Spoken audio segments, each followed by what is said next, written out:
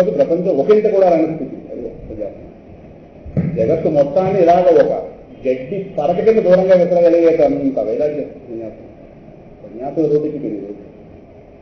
కంచి మహాస్వామితో వెళ్ళిపోయిందని అనుకోవాలని సన్యాసం. ఆయన వెళ్ళిపోతూ చదువుకునే మహానుభావులు కానీ మొత్తం భగవాన్ రమణుడు తురియాశ్రమం. అది తురియ స్థితి. ఈ సన్యాసాశ్రమం సంప్రదాయబద్ధంగా సన్యాసాశ్రమం. భగవాన్ రమణుడి తురియ స్థితి. దాన్ని అత్యాశ్రమం అంటాం. ఇది సన్యాసాశ్రమం సంప్రదాయం విధంగా. భగవాన్ రమణలో అమాంతంగా మేలెత్తబడిపోయింది జ్ఞానం. అత్యాశ్రమం. అత్యాశ్రమం అంటే ఆశ్రమాలనే వర్గానికి ఆ విధంగా దాడి వెళ్ళిపోయిన వాడే. ఆ స్థితే మహాస్వామిది కూడా. కానీ సంప్రదాయబద్ధంగా ఒక పీఠానికి అధిపతి కనుక సన్యాసాశ్రమంలో ఉంటూ ఆ నియమాలు పాటిస్తూ అత్యాశ్రమిగానే ఉన్నారు ఈ మహానుభావుడు. ఇద్దరు ఒకే స్థితి. అందువల్ల తమిళనాడు రాష్ట్రం ఏ మహాభాగ్యం చేసుకుందో కంచిలో ఆ మహానుభావుడు, అరుణాచలంలో ఈ మహానుభావుడు ఏకకాలంలో ఉన్నారు. అక్కడ ఎవరైనా దర్శనానికి వస్తే మహాస్వామి దగ్గరికి అరుణాచలం వెళ్ళి ఆ మహర్షిని దర్శించుకున్నారు. ఆయన దర్శనం చేసుకుంటారు. సార్ ఆయన రావచ్చు కదా. ఆయన వేరే దౌర్భాగ్యం బుద్ధానికి లేదు. ఆయన ఆత్మగా ఉండదు. ఆయన లేనిది అక్కడ, ఈయన లేనిది అక్కడ. మనకు దేహాలే కలిగిస్తే అనిపిస్తుంది. మహర్షి ఆయన చూడడానికి వెళ్ళలేదు, ఆయన గారు ఈయన చూడడానికి వెళ్ళదు. భౌతిక దర్శనాలు ఎవరికి కావాలి? ఆత్మగా ఇద్దరు. కామరేశ్వరుడు ఆయన శ్రమిస్తున్నారు, అరుణాచలేశ్వరుడు దీని ఇద్దరు ఒక ఈశ్వరుడుగా. అది కంచి మహాస్వామి సన్యాసం ఆయన. ఇప్పుడు హడావులు వీడు. సరే, మొత్తం మీద పాపకు బీజం ఏదైతుందో ఆ మన్మధుడే ప్రారంభంలో ఉన్నారు. సో ఇక్కడగా చెప్పారు, వ్యవస్థ మధ్యలో చెప్పారు. అడుగు ఉన్నవాడు కనిపించడు, ముందు పై కనిపించే పాప బీజం రకరకాల ఇంత అయ్యాక ఆ పువ్వులు కాస్తే 4 పడగానే మళ్ళీ విషయం పెట్టారు. సో లోపల నుంచి కోరిక ప్రేరేపిస్తుంది, పాపం చేయిస్తుంది. చెప్పిందిగా ఏం చెప్పక్కలేదు. 3వ అధ్యాయం తర్వాత చెప్పాడుగా, కామయేత క్రోధయేత. మనిషి చేత ఇష్టం లేకపోయినా బలవంతంగా పాపం చేయించేది ఎవరు అసలు అడిగాడా? ఏమిటో శ్లోకం, అథకేన ప్రయుక్తోయం పాపం చరతి పూరుష అనిచ్చన్నపి వాష్ణేయ బలాదివ నియోజిత. బలవంతంగా పాపం చేయించేది ఎవరు? కామయేత క్రోధయేత రజోగుణ సముద్భవ మహాశనో మహాపాత్మా. సరే, పాప బీజం అంటే అక్కడ ఉన్నారుగా కోరిక. విద్యేన మిగవైరిణం. మహాశత్రువుగా తెలుసుకోకూడదు. అందుకే కోరిక ఎన్నదాన్ని అదుపులో పెట్టుకుని పరమాత్మ తిప్పితే మోక్షంగా మారుతుంది, లేదా పునర్జన్మలో తోసేస్తుంది. కోరిక వరమా? కోరిక దురదృష్టం అనేది వరమే అనుకోవాలని వాడుకోవాలి. కానీ ఇచ్చేది పరమాత్మ, వాడుకునే బుద్ధి కూడా ఇస్తాడు. అందుకే మనస్సుని నియంత్రించే బుద్ధిని కూడా మనకు పెట్టాడు. కాబట్టి మానవ జన్మ శ్రేష్టమే. మనసు అన్నిటికీ ఉంటుంది. మనసు నియంత్రించే బుద్ధి అన్నిటికీ ఉంటుంది. ప్రతిపక్షాలకు ఉన్నది మానవత్వం ఉంటుంది. అందుకే జంతువునాం నరజన్మ దుర్లభం ఆచార్యుల వారు వివేకుడానంగా చెప్పారు. మనుష్యత్వం, ముముక్షత్వం, మహాపురుష సంశ్రయ. దుర్లభం 3 లోకంలో దుర్లభము. ఏంటండి? మనుష్యత్వం అది దైవానుగ్రహం వల్ల కలగవుతుంది. దుర్లభం త్రయమేవైతత్ దైవానుగ్రహ హేతుకం మనుష్యత్వం, ముముక్షత్వం, మహాపురుష సంశ్రయ. ఇది కూడా వివేకుడానంలో ప్రారంభంలోనే వస్తుంది. అందువల్ల మానవ జన్మను వృధా చేసుకుంటే మీ బాధ. అందువల్ల ఆ పువ్వులే మళ్ళీ అంటే ఇలాగ కర్మ కృతి మహోదయం అంటే కర్మకి దాని అర్థం అది. అడుగునుంది, ఇది మళ్ళీ తీసుకొచ్చు, ఇది మళ్ళీ ఇలా అనుకోవాలి. కోరిక తీర్చుకోవడం అనుభవం, మళ్ళీ అది వాసన ఏర్పడుతుంది, మళ్ళీ కోరిక తీర్చుకోవడం అనుభవం, మళ్ళీ సంస్కారం జరుగుతుంది, కోరిక తీర్చుకోవడం అనుభవం వలయం. ఇది వలయం చక్రం అంతే. అందులో పడితే పడిపోతారు పడ్డంగా కొత్తగా రావచ్చు. అందువల్ల దీన్ని దృష్టిలో పెట్టుకుని ఇక్కడ ఏ వృక్షం ఇచ్చాను, ఆరోగ్య దుఃఖ జలదవు. దేహం అనేటటువంటి ఈ మహాభయంకరమైన దుఃఖ జలదులకు పడ్డాను. ఎక్కినప్పుడు దానే ఉందయా, పడినకు నా ఇబ్బందిగా ఉంది. సతుత గారిపోయాను. దయాళో లక్ష్మీ నృసింహ మమదేహి కరావలంబం అని చెప్పి తర్వాత ఆచార్యుల వారు సంసారాన్ని దావానలంతో పోల్చారు. అయ్యో బాబోయ్, దావానలం అంటే అడవిలో రేగేది కాదు. దాని ఎవడు ఆపే తరం కాదు. మా కృష్ణుడు కాస్త ఆపాడు సందర్భం. ఫ్రైడ్ తాగినట్టు తాగించాడు. ఎంతమంది కళ్ళు మూసుకుంది. వీళ్ళందరూ మధుర నుంచి బృందావనం కాదు, రేపల నుంచి బృందావనం షిఫ్ట్ అవుతున్నారు ఎంతమంది. ఎందుకంటే అక్కడ గ్రాఫం తగ్గిపోయింది. ఇక్కడ కాస్త బృందావనం అక్కడ గోవర్ధనం దగ్గర చాలా గ్రాఫం దొరుకుతుంది. అక్కడ వెళ్ళిపోదాం అనగానే మొత్తం ఎంతమంది కూడా సామాను సర్దుకున్నారు, వెళుతున్నారు. ఆ రాత్రి ఒక వనంలో ఉండవలసి వచ్చింది. తెల్లారులైతే ప్రయాణం చేద్దాం, చీకట్లో ప్రయాణం ప్రమాదం కదా. మొత్తం మీద ఆ రాత్రి అక్కడ ఉండగా కార్తీక వెళుతుంది. వాళ్ళకి ఒకటే తెలుసు, కృష్ణ కృష్ణ కృష్ణ. అన్ని వైపుల నుంచి కార్తీక ఎప్పుడైతే వచ్చిందో ఇది చాలా భయంకరమైంది. అప్పుడు పరమాత్మ అగ్ని కూడా తానే కనుక, పంచభూతాలు తానే కనుక కళ్ళు పూసుకోగానే చిత్రం ఎంత కార్తీక ఎలా పోయిందని ఆయన వల్ల పోయిందని తెలుసు. ఆయన ఎవరో దగ్గర కానీ ఒక లేల దగ్గర మాత్రం నిజంగా రహస్యం బయటించారు. అది గోవర్ధన గిరిజన లేల. అక్కడ మాత్రం పరమాత్మ ఇంత రహస్యం దాతలది ఎంతకాలం వెర్రి ఎంతకాలం ఉంటుంది, ఏదో కొద్దికాలం ఉంటుంది. ఎక్కడో తిరిగారు రావా వీళ్ళ తిరిగారు నువ్వు ఎవడో పట్టించావు. గోవర్ధన గిరిజన లేల పరమాత్మ యొక్క పరమాత్మత్వాన్ని లేఖానికి చూపించింది. లేల చదువుతున్నాడు మనకు పరమాత్మకి అర్థం అవుతాడు, వాళ్ళకి అర్థం కాలేదు. ఆ అమాయకత్వం అది వస్తాం. ఆ అమాయకత్వం వాళ్ళకి అంత చక్కటి భక్తి చేయింది. మనకి పరమాత్మని అర్థమైపోతే మనతో రెండు సమస్యలు. కాబట్టి పరమాత్మని అర్థమైంది కదా భక్తి చేయగలం, ఆయన పరమాత్మని అక్కడ భక్తి చేయగలం. పరమాత్మ అవసరం మీకు మూలం ఆయన ఒకటి. ఇప్పుడు ఆయన హైయెస్ట్ లెవెల్ తెలిసింది అనుకోండి, ఆ హైయెస్ట్ నేచర్ మనం ఆశ్రయించడం. ఆయన మనం ఆశ్రయిస్తే మాత్రం దొరుకుతాదంటారు. పరమాత్మ కదండి ఎక్కడ ఉంటుంది. అసలు అట్టి చెడు మాట్లాడితే కాబట్టి మరి ఇప్పుడు మనకి ఆయన అవసరం ఉంది కదా అని. అవసరం ఉంది కానీ ఎప్పట్లో చేయగలం అంటారా? ఎప్పట్లో భక్తి చేయలేము, చేస్తే ఆయన పట్టించుకోదు. అదో మాట ఇదో మాట మొత్తమే ముందుకు వెళ్ళం. పాపం వాళ్ళకి అది లేదు, చెప్పడం వాళ్ళ దగ్గర లేదు. స్వచ్ఛమైన వాళ్ళు ఎన్ని మహిమలు చూస్తున్నా మా యశోద కొడుకే. యశోద కొడుకనగానే అందరికీ ఆ తనువు ఉంది పరమాత్మ. ఆ తనువే పరమాత్మ కాదు. పరమాత్మను దూరంగా పెడితే తెచ్చుకోకపోదు, తనువుతో దగ్గర లాగుతారు. పరమాత్మ నా యొక్క పరమాత్మత్వంతో దిగెత్తిపోయి నా కంటికి దిగొచ్చాను స్వామి మధ్యకి. వైకుంఠ విరక్తాయ స్వామి పుష్కరిణీ తటే అవుతున్నా కదా రమయ రమమాణాయ శ్రీనివాసాయ మంగళం. వైకుంఠమే దిగెత్తిపోయి తిరుపతి కోణ మీద వస్తే మళ్ళీ పరమాత్మ నా పరమాత్మతో నా జ్ఞాపకం చేయగలిగింది నాకు అర్థం చేస్తుంది. గోపాల కృష్ణ గోవింద ఈ పేర్లు కలవండి అంటాడు కృష్ణ. నాకు తత్వత ఎవరు లేరు. ఇంత జగత్తు ఎందుకు సృష్టించుకున్నాను? అమ్మ అంటే ఏమిటో చూద్దాం, నాన్న అంటే ఏమిటో చూద్దాం. ఇది సృష్టించుకున్నాను. ఒక దేహం సృష్టించుకునే దాని మీద అమ్మ నాన్న ఏదో ఏదో దేవుడు మేనత్త మేనమామ సంబంధాలు ఇవేవి నాకు లేవు స్వరూపత. కల్పించుకున్నాను. ఇవి కల్పించుకుని వీటిని అనుభవిద్దాం ఎందుకు వస్తే బాగానే ఉంది. నువ్వు కల్పించుకోవడం మనం చూస్తావు ఇందులోకి అని మనం అడగాలి. సరే మనం ఇలా అడగాలి, ఆయన గారు అడుగుతారు. నీకు ఇన్ని ఆనందాలు ఇవ్వాలంటే మేము ఈ సంసారం చక్రవర్తి దేశంలో పడాలా? ఏదో బాగుందా కృష్ణ ఆయన అడిగామనుకుని దగ్గర లాక్కుంటారు.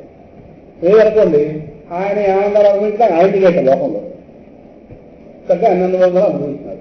ఆ సమయంలో పరమాత్మ దూరంగా పెట్టుకోకూడదు.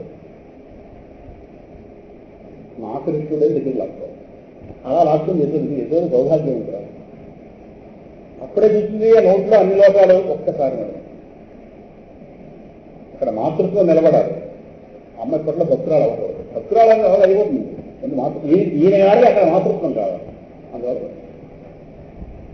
ఎంతమందిని నడిచాడో పరమాత్మ పరిపూర్ణ అవతారం, పరిపూర్ణ స్వరూపం.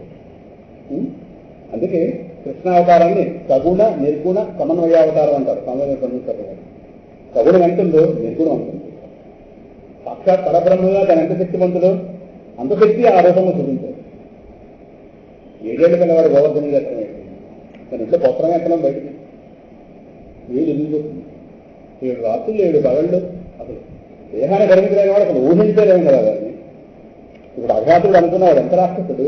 వాడు నోట్లో వీళ్ళందరూ వెళ్ళిపోతుంటే మిట్ట మధ్యాహ్న సమయంలో చీకటిస్తుందా అన్నట్టుగా అందులో బ్రహ్మవాడు పక్కన మిట్ట మధ్యాహ్న సమయంలో చీకటి వస్తూనే ఉంటుంది. వాడు నోరు విప్పితే అంత చీకటి లోపల ఉంది. పెద్ద గుహ. ఆ గుహలో వీళ్ళందరూ వెళ్ళిపోతున్నారు. కింద 4 పరిచే గడ్డగారు పెట్టలేక ఈ టార్గెట్ ఆయన చివరిలో ఉన్నవాడు, ఆయన వెనకాలలో ఉన్నారు. వీళ్ళందరూ ముందు వెళ్ళిపోతున్నారు. వాళ్ళలో అనుకో ఏదో ప్రమాదం రా. ప్రమాదాలు మనకు కొత్త కాదు, రక్షించడం వాడికి పాత కాదు. రక్షించడం ప్రధానం కాబట్టి రక్షించడం ప్రధానం. మరిగా వెనకాల అబద్ధాలు వదలలేం బయలుదేరడం అంటే వాళ్ళు ప్రతి సన్నివేశం రూపంలో కృష్ణుడిగా ఛాలెంజ్ విడిచిరాడు. కృష్ణ రక్షించడం మమ్మల్ని ఏదో ఈ కాలేజీ నుంచి రక్షించుకో, అల్లగా బబుడి నుంచి రక్షించుకో, నీకు ఛాలెంజ్ అంటే ఛాలెంజ్ విడిచిరారు పిల్లలంటే. కాలం చేసేం పెడతాను, నన్ను మీరు ఇలా ఉపయోగించుకోవడం నాకు కావాలిరా అంటున్నాడు బాబు. దూరంగా పెడితే వస్తున్నాడు కాదు, దగ్గరికి వస్తే వాళ్ళతో పాటు తాను వేళగా కూర్చునేవాడు. ఆటల్లో భాగంగా గుర్రం చిన్నప్పుడు గుర్రం ఆటలు ఆడుకున్నాడు, తనని కూర్చుకుంటూ వచ్చుకునేవాడు కాదు. నువ్వు మా ఇతరాన్ని కొడుకువి, నీవు కూర్చోకూడదు, అలా అయితే నేను రావడానికి నీకు అడవురానని.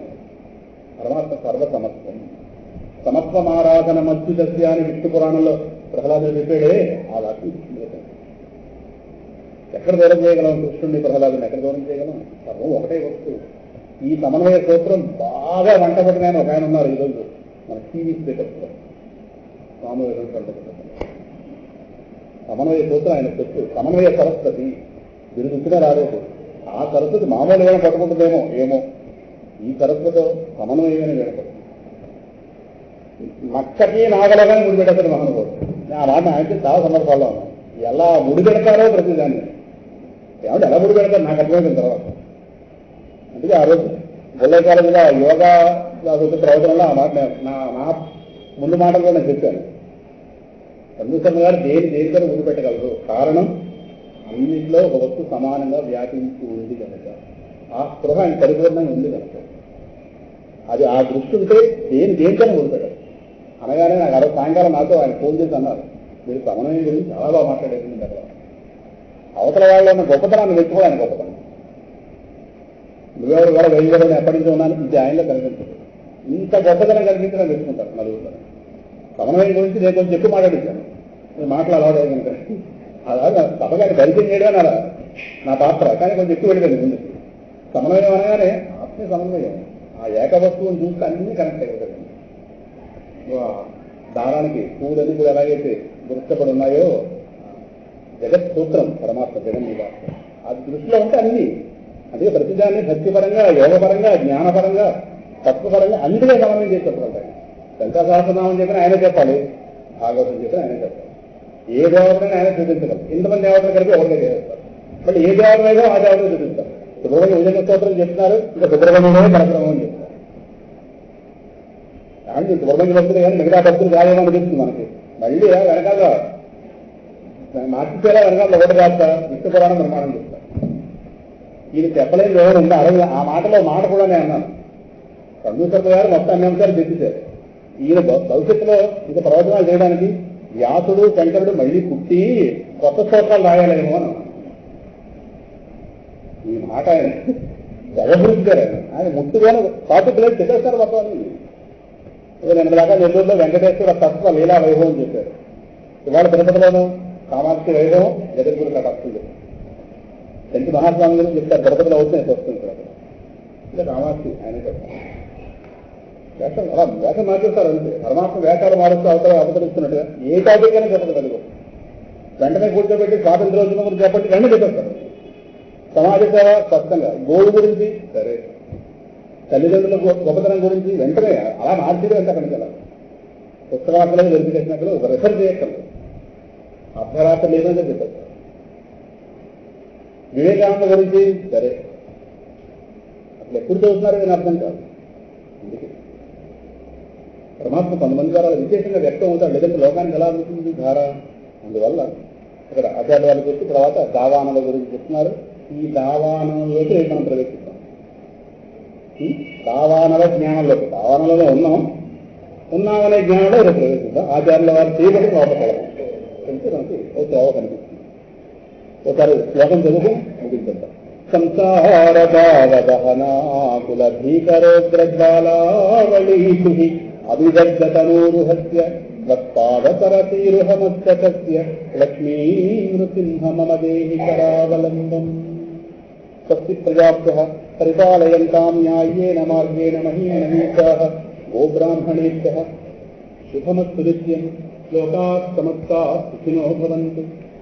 కాలే వర్షతు పర్జన్యః పృథివీ సస్యశాలినీ దేశోऽయం శోకరహితో బ్రాహ్మణాః సంతు నిర్భయాః.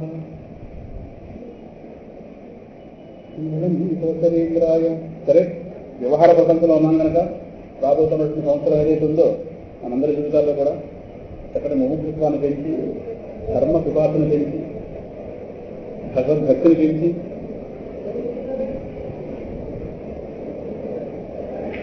కర్తవ్య నిరసన పెట్టి పెద్దల యొక్క గౌరవం, ధర్మం యొక్క నిరతి, సంప్రదాయం మీద ఒక మర్యాద, సేవకుల మీద ఒక చక్కటి ప్రపత్తి భావం ఇవన్నీ కూడా కలిగించి కళావలంబస్తోత్త జ్ఞాన సహాయంతో కొత్త సంస్థలు అడుగు పెడుతున్నాం కనుక, ఆచార్యులుగా చేయబడుతూ కొత్త సంస్థలు అడుగు పెడుతున్నాం కనుక రాబోయే సంవత్సరం అంతా కూడా దివ్య వైభవంతో నడుస్తుంది. సందేహం లేదు. మనకి ఆ శక్తియుక్తుల్ని ఆచార్యుల వారు ప్రసాదించుగాక అని స్తోత్రముఖంగా వేడుకుంటూ, రేపటి ఉదయం ప్రవచనం ఉంటుంది, రేపు సాయంకాలం కూడా ప్రవచనం ఉంటుంది. రేపటి రోజున ఉదయం ఏం చెప్తామో తెలియదు అని చెప్తాము. చూద్దాం ఏం చెప్పిస్తారు. ఎందుకంటే నా చేతిలో మేమేంగా ఎవరి చేతిలో ఉన్నాం ఆయన లేదు. రేపు మాటల కన్నా జ్ఞానంతో ఎక్కువగా చేద్దామని అనిపిస్తుంది. ఎందుకంటే ఆనందం ఎక్కువైపోతుంది లోపల. ఆనందం ఎక్కువైతే మాట కాదు పాట వస్తుంది. అందువల్ల పాటలతో నూతన సంవత్సరం ప్రారంభిద్దామని ఆలోచన.